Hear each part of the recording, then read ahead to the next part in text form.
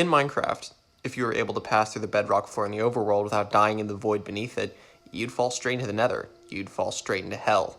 And in 1.16, that's all that separates you, the player, from the fiery infernos beneath you, just that one layer of bedrock.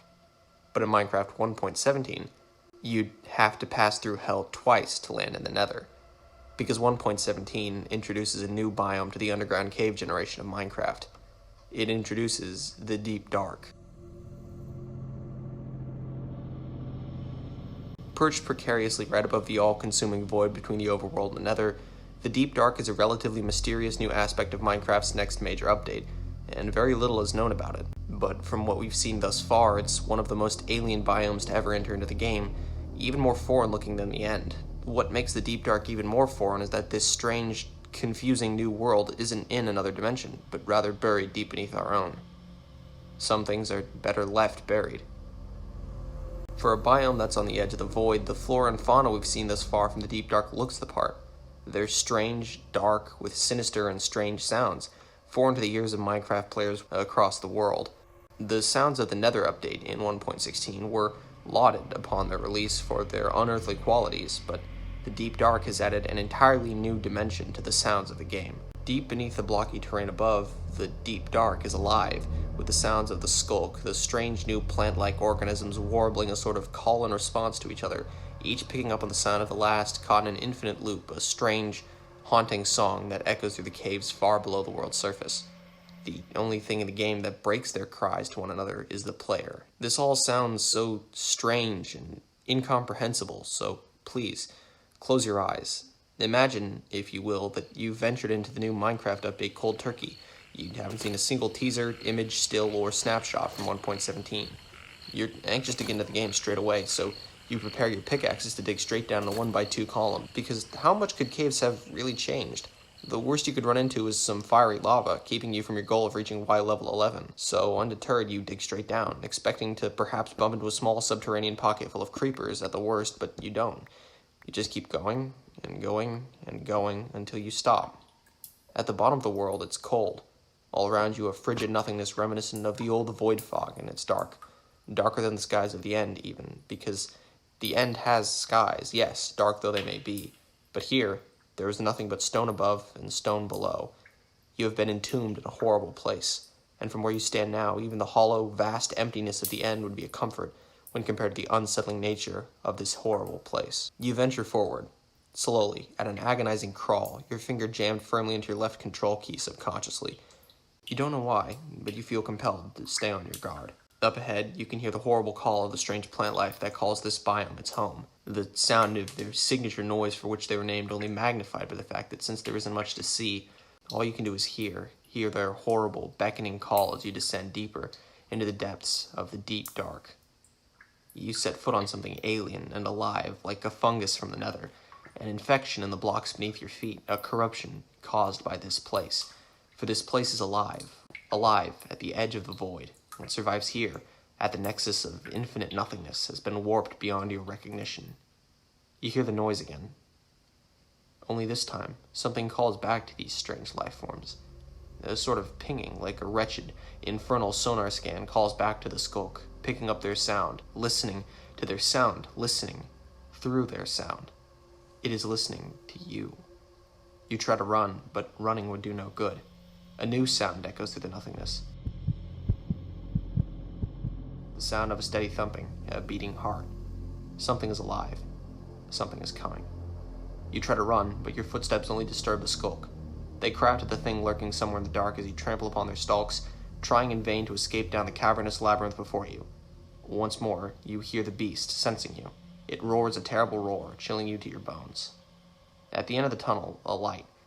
Candles, flickering dimly. You run, past the shrieking of the skulk, away from the groans of the beast and the beating of its terrible heart, and into the light of a small bunker, dug out and shored up with wooden beams. It's quiet, blissfully quiet, free from the noise of the depths you foolishly believe you've escaped from. But it's not abandoned, not entirely. In fact, despite the cobwebs crowding it, it looks lived in. The wicks of the candles have not yet burnt down. Something has lit them. Your own heartbeat grows louder, so loud that you barely notice that the beast has drawn closer. Its heartbeat might as well be your own, and it is deafening. The true horror of the deep dark is upon you. The warden. It roars its terrible roar, and despite its apparent blindness, there is no way you will escape its crushing blows. Darkness consumes your field of vision, and a terrible temporary blindness rolls over you in waves. For a brief moment, you are as blind as the warden, and then you die. But the true horror of the deep dark is not that the warden has slain you. The true horror of the deep dark is that it even draws breath, that it even lives. For such a monstrous creature, it's odd that the developers have given Minecraft's most dangerous mob such an eerily human name. Previously, other such mini-bosses were given inhuman, monstrous names to fit their monstrous visages, like the Wither or the Ravager, but a warden is one who watches, one who oversees, and yet the warden does not see at all, blinded by the void. For such a monstrous creature, it's odd that the developers have given Minecraft's most dangerous mob such eerily human features. It stands upright, on 2 legs, and sports 2 arms. It has a heart. It has three terribly distinct and exposed hearts, jutting out from through their ribcage, torn asunder to reveal their horrible, grotesque glow. But the warden has a heart nonetheless, and it beats yet still. And for such a monstrous creature, it's odd that the developers have given Minecraft's most dangerous mob such an eerily human dwelling. We already know that before we join our Minecraft worlds, in the unwritten lore of the game, others came before us. They sailed on great ships and built great temples and slew great beasts. But the void claims all. And from what we've seen of the void-dwelling skulk thus far, it does exactly that. It spreads, it grows over all the stone and rock and life in its path. And if one of these fabled former humans were to have died during a valiant last stand in the depths of the dark, defending a small fortified structure that was once its home, the void would swallow them whole too, corrupt them, change them, make them one with the void. It would sense what it senses and be what it is, because the void claims all. Stay too long, and it'll claim you too. The deep dark is horrifying because it is exactly what the overworld, what Minecraft once was, but corrupted. Not inverted like the Nether, but darker. The overworld already has legions of undead formerly living, but the warden is still alive, in some way.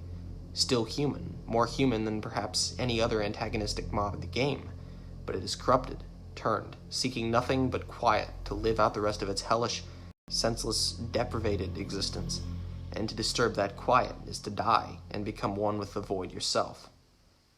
Minecraft's developers say that with the creation of the deep dark biome, they wanted to take even experienced players back to the anxiety of their first nights to provide a wholly foreign experience that excites and terrifies. And in that regard, they've done a phenomenal job. I wouldn't be surprised if they continue to continuously omit deep dark related content from future snapshots in order to keep it a place that's still exciting, fresh, and unexplored when the actual update releases.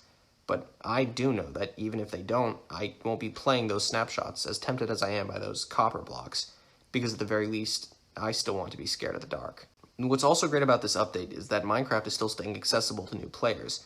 If you don't want to mine down to the edge of oblivion and grapple with a danger so great that it can still easily obliterate you even after you reach the game's endgame, then you don't have to. But if you want to brave the unknown and experience the true, gnawing, cosmic horror of the deep dark, then heed these 4 simple words of advice. Don't dig straight down. And remember, always stay afraid of the dark.